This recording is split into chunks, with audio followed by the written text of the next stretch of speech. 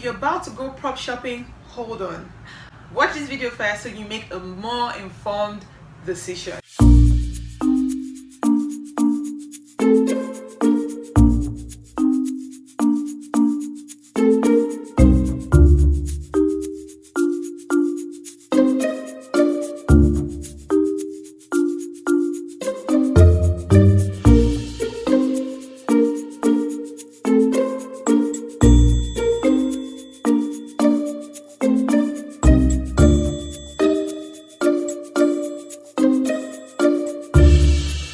Hi guys, you're welcome back to my channel. If you are a new subscriber, thank you for joining us. My name is Sienna Otu. I'm a food photographer and videographer based in Lagos, Nigeria.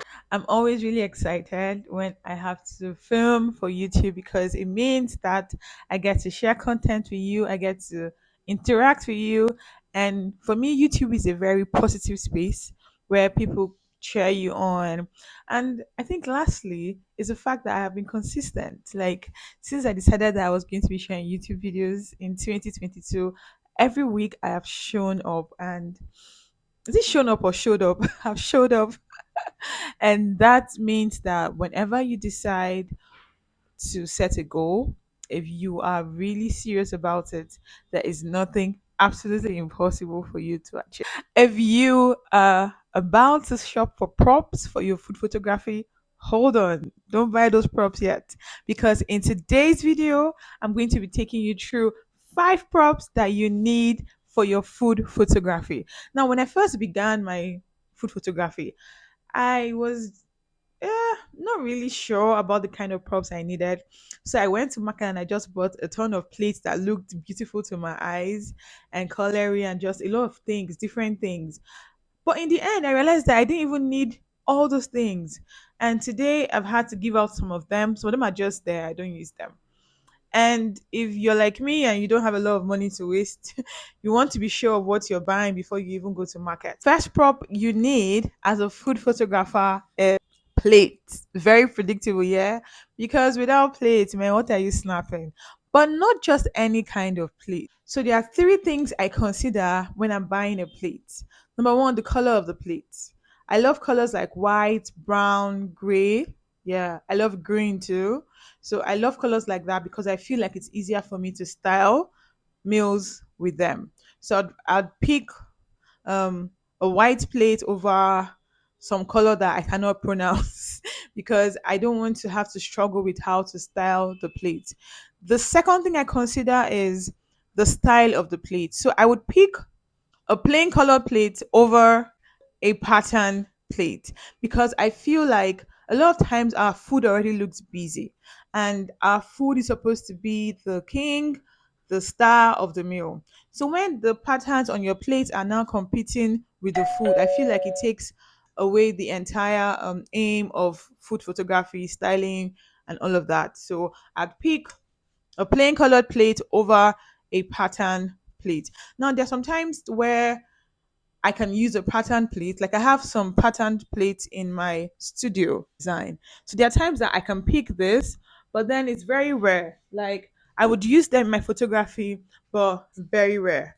But then if you know how to style and you're good, then you can buy them. But if you're a beginner and you don't want to struggle because you're still learning, I would recommend that you buy plain colored plates.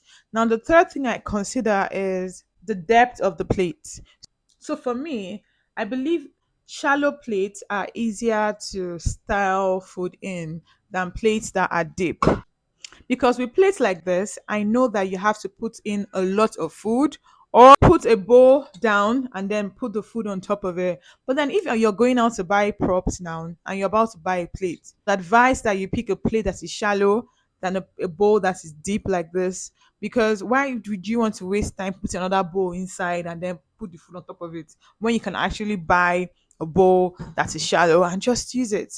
There are a few cases where you can use a deep bowl. But if you're just beginning, like I said, and you are turning between getting 2 bowls, one is shallow, one is deep, go for the shallow bowl. Bowls like this, don't need a lot of food inside it, and anything you put inside this bowl comes out. Bowls like this, It's easier to style because anything you put here just comes up. So it's better for you. And then the last thing I want to talk about is size of plate. Now for food photography, a lot of times the space you have is not so big. So you want to buy a plate that can easily fit into your scene without you needing to compromise. Do you understand? So you have your backdrop and you have a plate that is as big as this. It's difficult for you to fit in two or three of these plates into your scene if you're trying to compose. But it's easier to fit in two of these plates into a scene than the other one. When you're buying a plate prop for your photography, take note of size of plate, depth of plate, color of plate, and then the style in terms of does it have a pattern, how busy is it, etc., etc., etc. Most of my props in this video are sponsored by Simbi Props, and if you want to buy props, they deliver to your house, they deliver to your office, they deliver anywhere to you in Nigeria. Just send them a DM. I'm going to link their handle down in the description box. All right, guys. So the second prop is inside here. Let me bring. Second prop is a chopping board. I love chopping boards a lot. I love them for several reasons. Number one, it aids to tell a story. So let's say I want to style a scene where I'm preparing okra soup and I'm thinking of ways to style it. The simplest way to style it is just to put my prop, to put my chopping board on the background, put my okra, put whatever thing I'm also doing, put my knife, and then put a pot beside it. That's simple. That's clear. Like that just sends the message. Do you understand? And if I want to style a scene where maybe soup amala and soup or whatever, putting the food in a plate and putting it on the backdrop is cool. But when I use a chopping board, I know that it elevates my scene. It elevates my scene. It contributes to the story I'm trying to tell, and it beautifies the scene in a lot of ways. So instead of you to just put your plate or your drinks or whatever you're photographing on your backdrop, you can prop it up by adding this beautiful chopping board, and you'll see the difference. These are artificial leaves, also from Simbi Props. Now, why I love these leaves is for a couple of reasons. Number one, sometimes you want to add leaves to your styling, to your scene, sorry, and the leaves you get are not as fresh.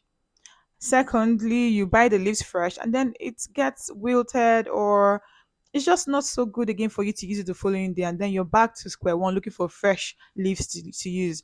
But with artificial leaves, they are always going to be like this. What you see is basically what you get.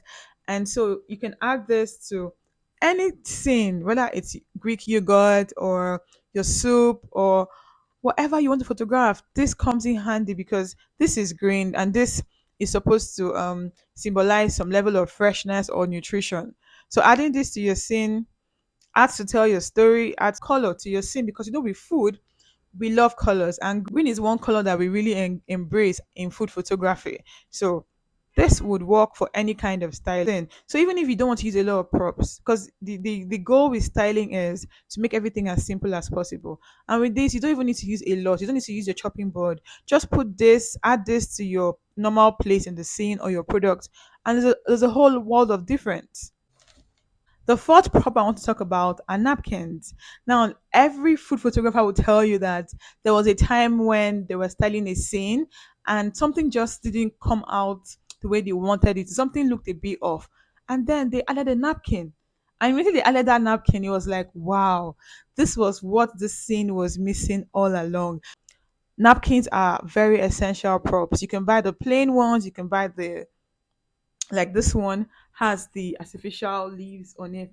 So imagine me styling a meal with this one and the leaves. So beautiful, so gorgeous. Napkins are very, very important for styling drinks, for food, for breakfast scenes, for lunch scenes, for food products. Napkins can elevate your scene. They can add to your story. They can add to your composition. So you're trying to compose a scene and you feel like somewhere is not balanced. Just throw in a napkin. I'm telling you, throw in a napkin and it changes the entire. Napkins are a must-have and are very, very essential. So if you're trying to decide on what kind of props to buy, I recommend napkins. And the last The last prop that I want to show you guys is cutleries. So I have the very small brown ones. Can you see?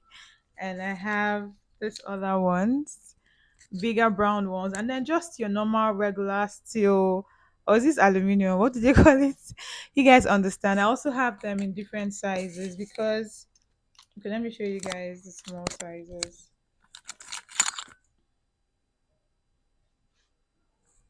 So there are times when I'm using a smaller plate style, like a saucer, and I know that the big cutleries will not do. So I bring in the small ones. So if you're buying cutleries, I would advise that you spread it. Get teaspoons, get the smaller dessert forks, get your normal size cutleries, get the brown ones, get as many varieties as you can because you don't know when it will come in useful. So for colories, when you're trying to style a scene where you want to communicate to whoever is going to view the picture that oh there's some eating going on, that's where your coloring comes in. So adding your coloring to a bowl of granola and Greek yogurt communicates that oh eating is going on here. Do you understand? Yeah. So it adds to your story, and it's also a prop in the sense that sometimes that your scene doesn't look balanced.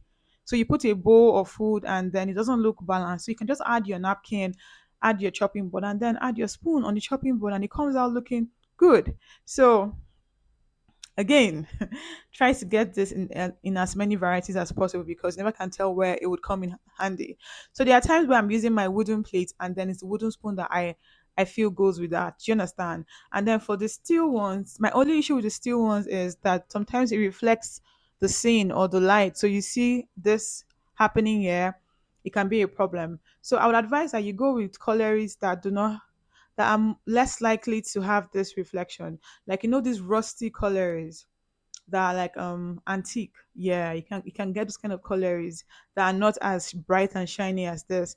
Or if you're good with your editing apps, Snapseed, Photoshop, or anyone you use, you can find a way you can take out the reflection. Okay, guys.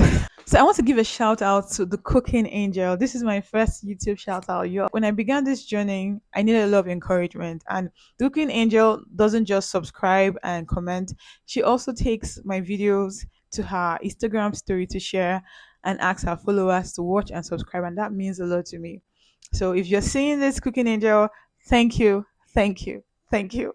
I hope I've been able to help you guys with your prop selection. So if you're about to go to buy props, please take these things into consideration. We don't want you wasting money in 2022. All right, guys, thank you for watching and don't forget to subscribe.